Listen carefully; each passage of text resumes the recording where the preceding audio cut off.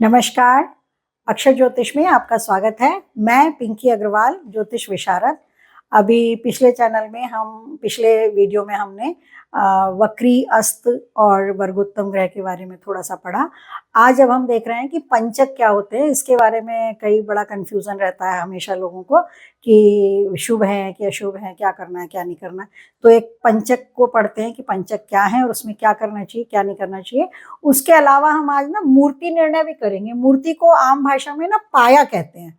जैसे वो कोई बच्चे का जन्म होता है ना, तो कई बार पंडित जी खुद भी बताते हैं या पूछते भी हैं ज्योतिष से कि जो मतलब बच्चा जो है कैसे पाए से जन्म लिया है। सुना होगा आपने कि चांदी के पाए से या तांबे के पाए से या लोहे के पाए से बच्चे का जन्म हुआ है, तो उसको पाया बोलते हैं। किताबों में उसको मूर्ति निर्णय कहा जाता है। तो उसको देखेंगे और उसके अलावा आज हम ये भी लेंगे कि नक्षत्रों में, जैसे हमने मूल नक्षत्र तो पढ़ लिया था, गंडमूल नक्षत्र क्या होता है उसको देखेंगे। तो करते हैं शुरू। इसको हम पहले गंडमूल नक्षत्र को ही समझ लेते हैं कि गंडमूल नक्षत्र क्या होता है। मूल नक्षत्र हमने पढ़े थे कि बुध के नक्षत्र हमने पढ़े थे और केतु के नक्षत्र पढ़े थे। तो ये हमने पढ़ लिया था कि बुध के और केतु के नक्षत्र जो है वो मूल नक्षत्र कहलाते हैं। जैसे कि अब केतु के हमारे कौन कौन से नक्षत्र हैं। केतु के हमारे नक्षत्र हैं अश्विनी, है ना, अश्विनी और मघा और मूल। ये तीन नक्षत्र हमारे केतु के हैं और ये हमारे मूल नक्षत्र हैं। ठीक है ना, मूल नक्षत्र हैं। और इसी तरह से नक्षत्र माला में आखिरी लाइन में जो हमारा बुध ग्रह आता है, केतु, शुक्र, सूर्य, चंद्र, मंगल, राहु, गुरु, शनि, बुध। तो बुध के जो नक्षत्र है वो भी मूल नक्षत्रों में आते हैं, जिनका नाम है अश्लेषा, अश्लेषा, ज्येष्ठा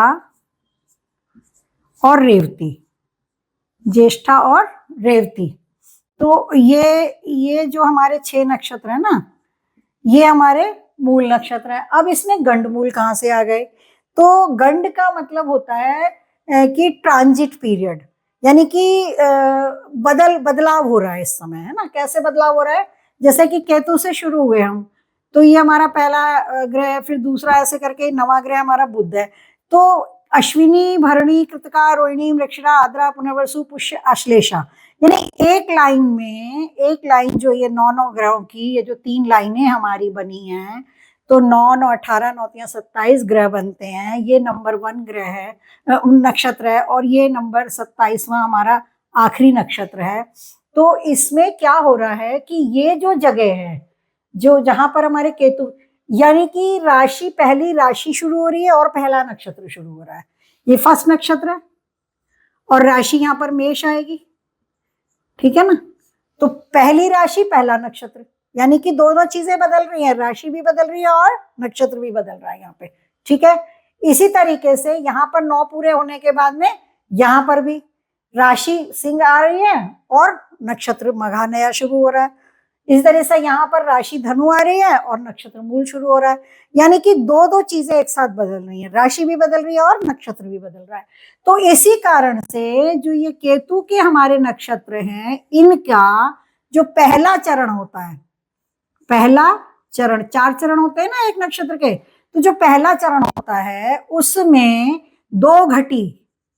अब घटी क्या है? घटी है 24 मिनट की एक घटी, और इंटू 2 करा तो 48 मिनट। यानी कि कोई नक्षत्र शुरू हुआ, कोई नक्षत्र यानी कि केतु के नक्षत्र, यानी किसी भी जातक का अगर अश्विनी नक्षत्र का पहले चरण का जन्म है, यानी कि आपको देखना यह है कि 5 साल या उससे भी अधिक की दशा मिल रही है, तो आपको, वैसे तो हमें पंचांग, उसमें जो चार्ट होता है ना हमारा, उसमें सबसे पहले ही दिख जाएगा कि भाई पहले चरण का जन्म, अश्विनी नक्षत्र के पहले चरण का जन्म है। तो जब अगर पहले चरण का जन्म है तो जरूर चेक करना चाहिए हमें कि कहीं ये नक्षत्र शुरू होने के 48 मिनट्स के अंदर अंदर ही तो नहीं है। अगर ये 48 मिनट्स के अंदर अंदर है तो ये क्या बन गया? तो ये बन गया गंडमूल। यानी कि इस पर बदलती हुई राशि का और बदलते हुए नक्षत्र का दोनों का गहरा प्रभाव पड़ेगा। मूल के नाम का ये नक्षत्र तो एक है ही है, गंडमूल ये छह के छह, इसमें 6 परिस्थितियां जो बनेंगी वो गंडमूल की बनेंगी। तो मघा नक्षत्र हो, मूल नक्षत्र हो या अश्विन नक्षत्र हो, इनके पहले चरणों में अगर जन्म हुआ है और नक्षत्र के लगते ही पौन घंटे के अंदर अंदर, मोटा मोटी एक अंदाजा लगा लिया 48 मिनट्स, अगर हमें नहीं भी याद रहे तो अगर हमारे दिमाग में ये है कि भाई 48 मिनट्स यानी कि लगभग लगभग पौन घंटा, है ना, उतनी देर के अंदर अंदर जन्म हो गया है किसी जातक का, तो हम ये मान के चलेंगे कि ये गंडमूल का नक्षत्र है। थोड़ा सा इसको कड़ा नक्षत्र माना जाता है। कड़ा मतलब थोड़ा सा कष्टकारी होता है, स्वास्थ्य को कष्ट दे सकता है, कई बार माता पिता के स्वास्थ्य को कष्ट दे, कई बार बालक के जन्म के समय माँ की कंडीशन बहुत खराब हो जाती है, किसी समय ऐसा होता है कि बच्चे का जन्म हो रहा है उस समय उसके पिता को कोई कष्ट हो जाता है, तबीयत खराब हो सकती है, या कहीं देश परदेश जाने वाली नौबत आ जाती है। तो ये चीजें जो होती हैं ये गंडमूल नक्षत्र के अलग अलग चरणों के अलग अलग प्रभाव होते हैं। इसलिए केतु के नक्षत्रों के पहले चरण को कड़ा मतलब माना जाता है क्योंकि ये गंडमूल में आ गया। अब आते हैं हम लोग बुध के नक्षत्रों पे। बुध का ये इस हमारी क्रम में ये नवा ग्रह है। बुध के केतु पहला ग्रह है और नवा ग्रह हमारा बन गया बुध। तो अब इसमें क्या है, अश्लेषा, ज्येष्ठा और रेवती ये नक्षत्र है हमारे। अब इसमें क्या हो रहा है कि इसमें जो इसका चौथा चरण है, अश्लेषा, ज्येष्ठा और रेवती का जो चौथा चरण है, चौथे चरण में क्या हो रहा है कि चौथे चरण में ये हो रहा है कि नक्षत्र भी खत्म हो रहा है यहाँ पर, और ये राशि का जो एक नॉन राशि का जो एक पाया जैसे समझ लो आप, या एक कॉलम समझ लो, ये भी खत्म हो रहा है। तो ये जो चौथे चरण होते हैं ना, बुध के नक्षत्रों के जो चौथे चरण होते हैं, ये भी गंडमूल के अंतर्गत आते हैं। ये है बस फर्क। और गंडमूल नाम के कोई अलग नक्षत्र नहीं है, जो हमारे मूल नक्षत्र ही हैं उन्हीं में केतु के नक्षत्रों के पहले चरण 2 घटी के अंदर अंदर अगर जन्म है तो वो गंडमूल के अंतर्गत चले जाएंगे।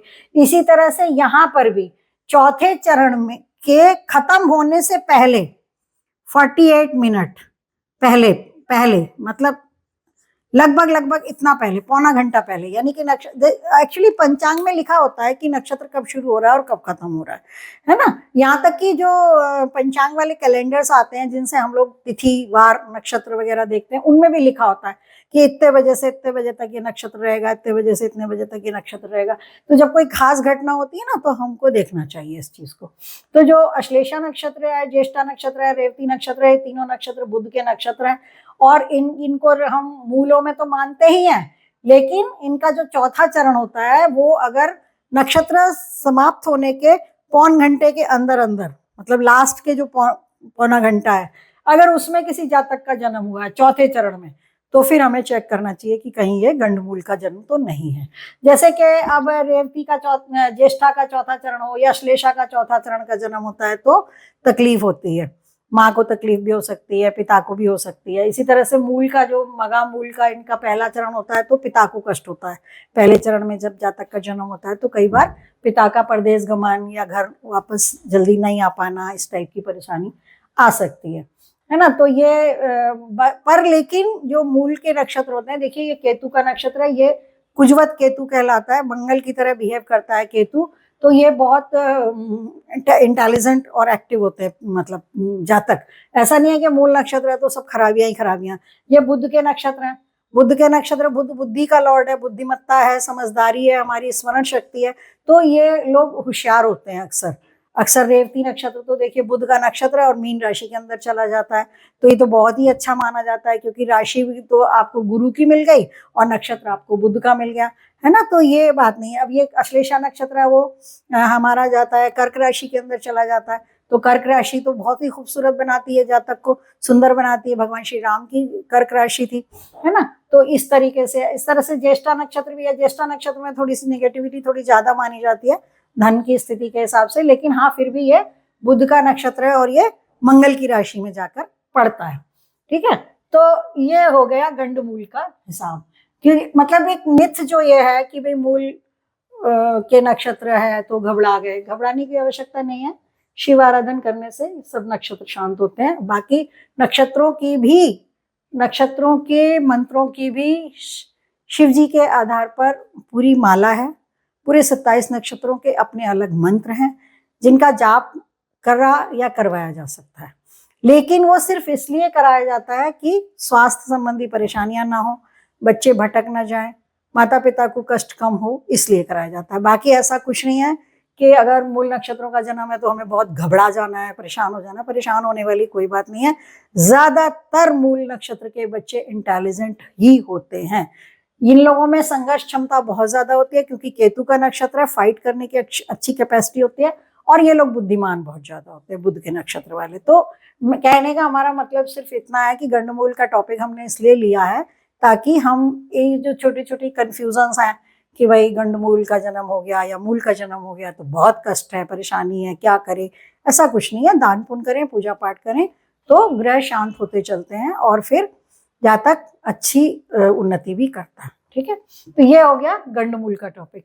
अब इसी के साथ में हम यहाँ पर पाया का भी ले लेते हैं, क्योंकि वो भी पाया भी जो है ना हमारा, वो चंद्रमा से संबंधित है। नक्षत्र के हम वैसे पंचक भी ले सकते हैं क्योंकि पंचक नक्षत्र से सीधे सीधे कनेक्टेड है, और पाया तो वैसे फिर भी चंद्रमा से कनेक्टेड है। तो हम पहले पंचक ले लेते हैं कि पंचक क्या है, क्योंकि अभी नक्षत्रों की बात हो रही है ना, तो नक्षत्र के साथ में पंचक को ले लेते हैं। अभी हमने बात करी कि 27 नक्षत्र होते हैं, ठीक है।